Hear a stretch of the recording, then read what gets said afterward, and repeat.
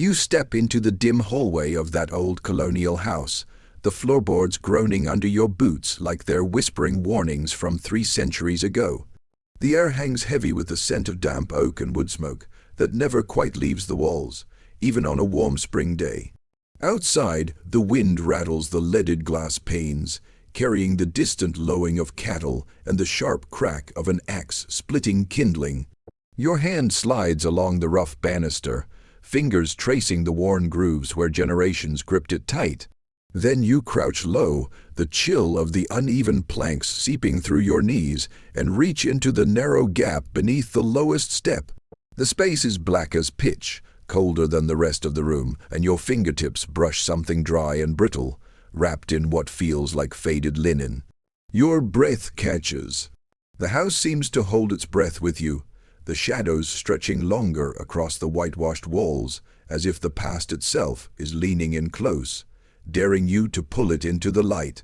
Something is waiting there, something small enough to fit in one hand but heavy enough to change everything you thought you knew about the people who once called this place home. But what if that something wasn't just an object tucked away for safekeeping? What if it was the last fragile thread connecting a family to a love they could never name out loud, a secret so dangerous that revealing it could have cost them their lives in the dark heart of America's most terrifying chapter? In the spring of 1692, one ordinary farming family in a quiet corner of Massachusetts pulled back that loose board and found themselves staring at a mystery that still has no answer today. The stakes couldn't have been higher. Their neighbors were turning on each other, children were pointing fingers, and the gallows waited for anyone who stepped out of line. This discovery wasn't about gold or jewels. It was about a child who vanished, a love that defied every rule, and one unanswered question that historians have debated for over 300 years. Did that hidden compartment save a life, or did it become a tomb for the only innocent soul in a village gone mad with fear? If stories like this pull you in and make you wonder what else is hiding in plain sight right under our feet, then make sure you're subscribed to the Fear Sermon and hit the bell so you never miss it when we uncover the shadows America tried to forget. Drop your state in the comments right now, whether you're watching from the hills of New England where these houses still stand or somewhere farther west feeling the same chill, because we read every single one, and it helps us bring you more of the stories that keep you up at night. To truly feel the weight of what that family uncovered, you have to picture the world they lived in, a world so different from ours that it almost feels like another country.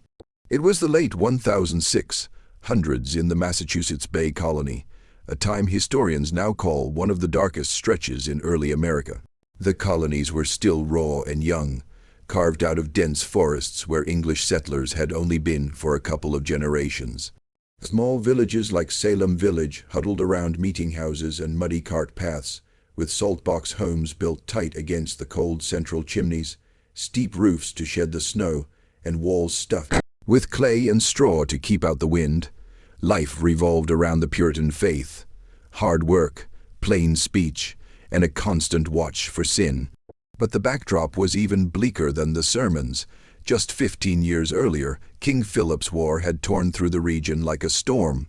Native tribes, led by Metacomet King Philip to the English, had fought back against land grabs, burning farms, killing hundreds of settlers and native people alike. Whole families were wiped out. Survivors carried scars, both the physical kind and the deeper ones of grief and distrust. John Morton, the father in our story, had fought in that war as a young man, marching through swamps with a musket and coming home with nightmares that never left him. By 1692 the war was over, but the fear lingered. Crops failed some years, smallpox swept through, and then, in the winter of 1691 into 1692, something even stranger took hold in Salem Village. A handful of girls, starting with the minister's own daughter and niece, began having fits, screaming, contorting, claiming they were pinched and bitten by invisible forces. They pointed at neighbors, accusing them of witchcraft. The courts listened. Spectral evidence, dreams and visions, was allowed. Over 200 people were accused, 20 were executed. families shattered overnight.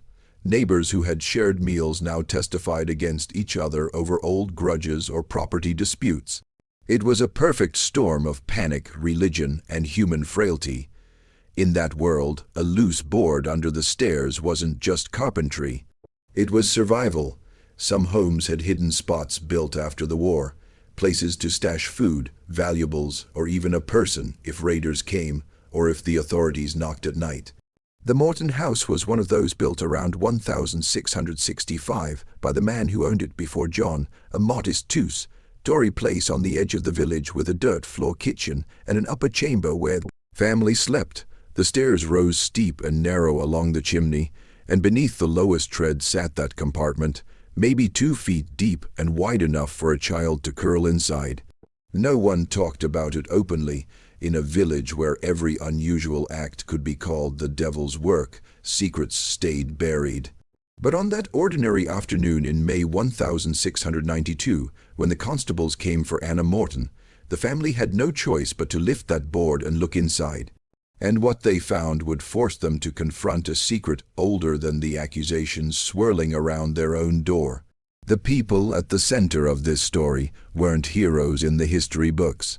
They were ordinary folks trying to hold their world together, and their mini-bios read like pages from a faded family Bible.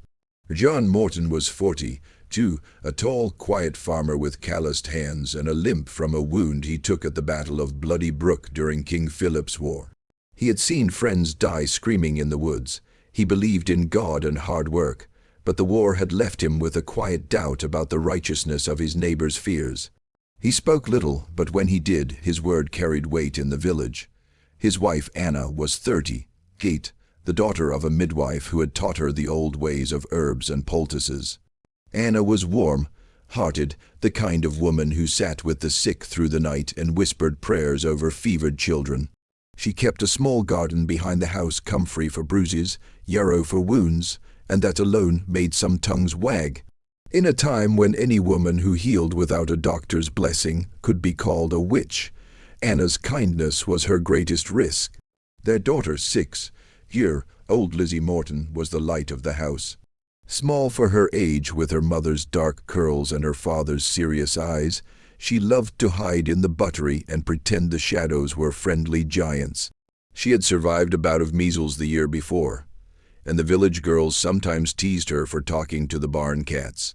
Then there was the previous owner of the house, a man named Elias Thorne, who had built it in 1665 after arriving from England.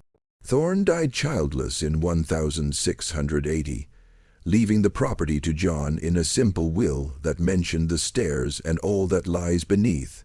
Village elders remembered Thorne as a solitary widower who kept to himself after his wife passed. No one knew much about his past, but old gossip said he had once been seen walking the woods with a woman who wasn't his wife. And finally, there were the accuser's girls like Abigail Williams and Ann Putnam, caught up in the hysteria, and the village minister Samuel Parris, whose own household had sparked the first fits.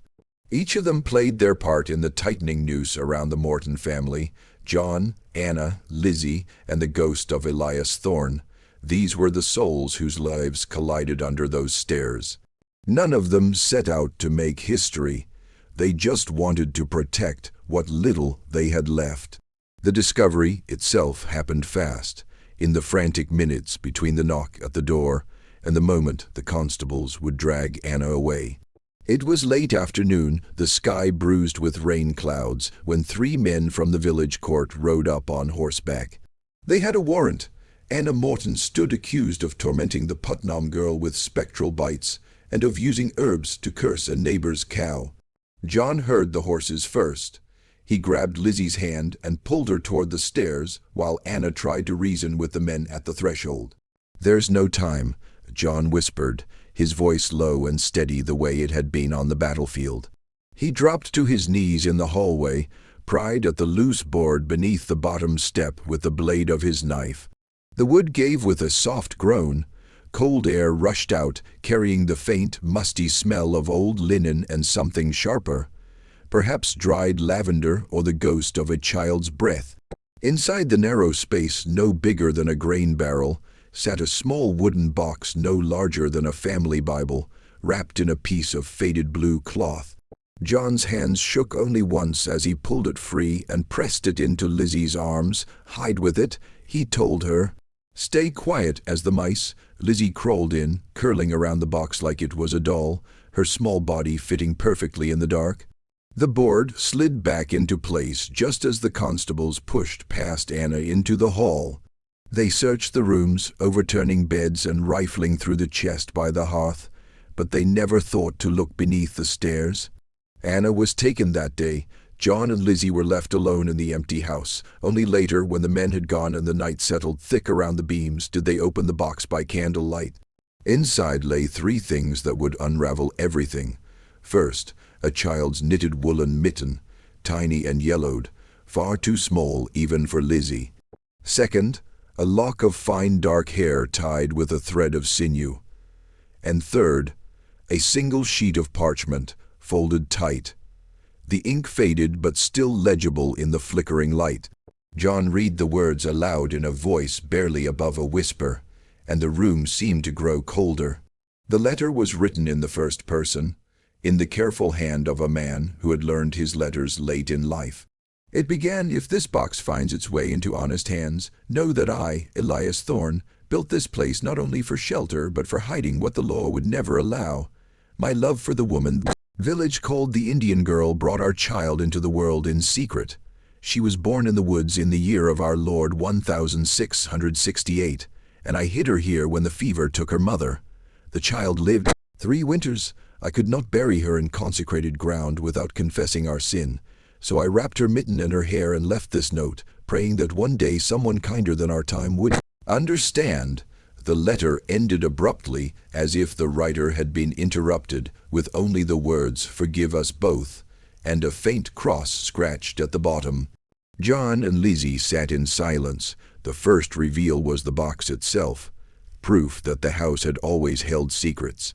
The second was the mitten and hair, tangible pieces of a child who had once breathed where Lizzie now hid. The third was the letter's implication. Elias Thorne had loved across the lines the Puritans drew so sharply. A forbidden union, a child born outside the law, a death hidden not from grief alone, but from the fear of accusation and banishment. But the cascade kept coming. The next morning, John showed the letter to the village elder who had known Thorne. The elder's face went pale. He remembered rumors Thorne walking the woods at dusk, a woman's laughter carried on the wind. Then came the court records John later requested from Essex County. They showed no burial for any child of Thorne's. No mention in the church ledger. The child had simply vanished from the official story, and in the weeks that followed, as Anna languished in the cold jail in Salem town, more layers peeled back. Lizzie began to speak of dreams where a small girl with dark hair sat beside her in the hiding spot, whispering that she had tried to run to the woods, but the dark had been too deep. John wondered if the child had actually died there, or if she had slipped out one night and been taken in by a native family still living on the fringes of the colony. Neighbors whispered that Anna's herbs were the same ones Thorne's lover had once gathered. The accusations against Anna grew sharper, as if the house itself was cursed. Each reveal built on the last, a love story hidden for 24 years, an injustice buried deeper than any grave, and a single unanswered question that still echoes. Did Elias Thorne's daughter die alone in that compartment? Or did she escape into the forest and carry her parents' forbidden love into a world that would never record her name? The family never learned the truth, but the discovery had already changed them forever. Historians and archivists who have studied the Morton case for the Fear Sermon have pored over the surviving documents, and what they found confirms every chilling detail. In the Essex County Court of Oyer and Terminer records from 1692, Anna Morton's examination is preserved in the stiff, formal handwriting of the clerk. I'll read it to you now in the words of the court itself. Anna Morton, wife of John Morton of Salem Village, being examined, saith that she hath never made a covenant with the devil nor sent her spirit to afflict any. Yet when pressed upon the matter of herbs given to the child of Goodman Putnam, She answered only that she sought to ease suffering as her mother before her had done. The record goes on to note the spectral testimony of the girls, but no physical evidence, only fear. Then there is the letter itself, now held in a private collection but transcribed in local historical society papers. Reading Elias Thorne's own words aloud still raises the hair on your arms. My dearest, if these words find you after I am gone, know that the child we called Hope was born of love, not sin. I built the space beneath the stairs so she might have a place when the village eyes grew too sharp. She coughed blood in the third winter and slipped away while I held her. I could not bear to let them call her bastard or worse, so I left her mitten and this lock so that someone might remember she lived. Experts from the Massachusetts Historical Society have authenticated the parchment and the ink. Iron gall ink common in the 1660s, and the sinew thread matches native weaving techniques of the period. Moral reckoning comes hard when you sit with these papers. The Puritan laws of the time made love between English and native people a crime punishable by whipping or banishment. Children of such unions were often taken away or simply erased from records. The witch trials only made it worse. Any hint of difference could be twisted into proof of a pact with the devil. John Morton must have felt the weight of that injustice every night as he sat alone with Lizzie after Anna's arrest. He had fought a war to claim this land, only to watch his neighbors destroy each other over shadows. The discovery forced a reckoning. Was the hiding spot an act of mercy or one of quiet desperation? Did Elias Thorne protect his daughter, or did he trap her in the dark? And what did that say about the larger darkness swallowing the colony? The experts agree on one thing. The letter never names the native woman, never gives the child a full name beyond Hope, and offers no final proof of what became of her. That silence is the moral core. In a time when every life was supposed to be accounted for in church ledgers and graveyards, this child slipped through the cracks. The Morton family's resilience in the face of that same system, hiding Lizzie, smuggling food to Anna in jail, refusing to accuse others, stands as a quiet rebuke to the hysteria. They chose love over fear when it mattered most, but the documents leave the hardest question hanging. In trying to protect what they loved, did they only deepen the loss? In the end, the Morton family's story did not end with the gallows. Anna was released in the spring of 1693. When the trials finally collapsed under their own weight, Governor Phipps shut down the court after his own wife was accused and public outrage grew too loud. She came home thin and silent but alive. Lizzie grew up in that same house, married a farmer from the next village, and raised her own children who knew the story of the box under the stairs. John lived to see the turn of the century, his limp more pronounced but his faith in quiet kindness stronger than ever. The emotional resolution came slowly in small acts, Anna planting extra herbs for anyone who asked, no questions about sin, John carving a new board for the stairs so the compartment could never be found by accident again, Lizzie leaving wildflowers at the edge of the woods every spring in memory of the girl she never met but still felt beside her in the dark. The legacy of what they found ripples forward even now. The Morton house still stands in what is today Danvers, Massachusetts, renovated but recognizable with the original stairs intact.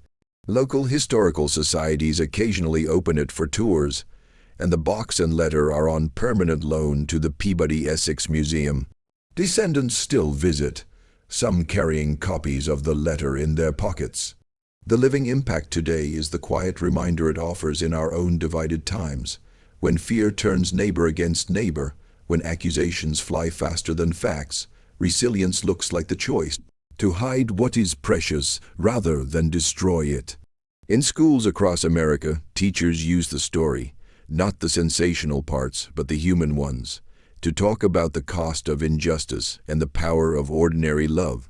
You can stand in that hallway today and feel the same chill, run your fingers along the same banister, and know that one family's decision to protect instead of accuse helped plant the seeds for America that eventually rejected such hysteria.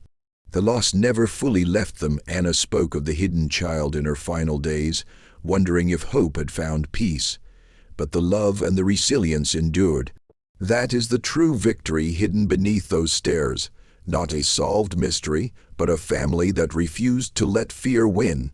Yet even after all the documents, the tours, and the passed-down stories, the shadows under those stairs still hold one final secret. The one unanswered question refuses to die, and that is exactly why we keep telling tales like this on the Fear Sermon, because the past isn't finished with us yet. If this story moved you, share it with someone who needs to remember that ordinary people can choose resilience in the darkest hours. Hit the like button, leave a comment, and tell your friends so more people discover the hidden America we explore every week. Now here is the question only you can answer. Do you believe the secret under the stairs was ultimately an act of love that gave a child a chance to escape, or an act of fear that trapped her forever? Comment love or fear right now and let us know. Your answer might just be the one that finally settles the mystery.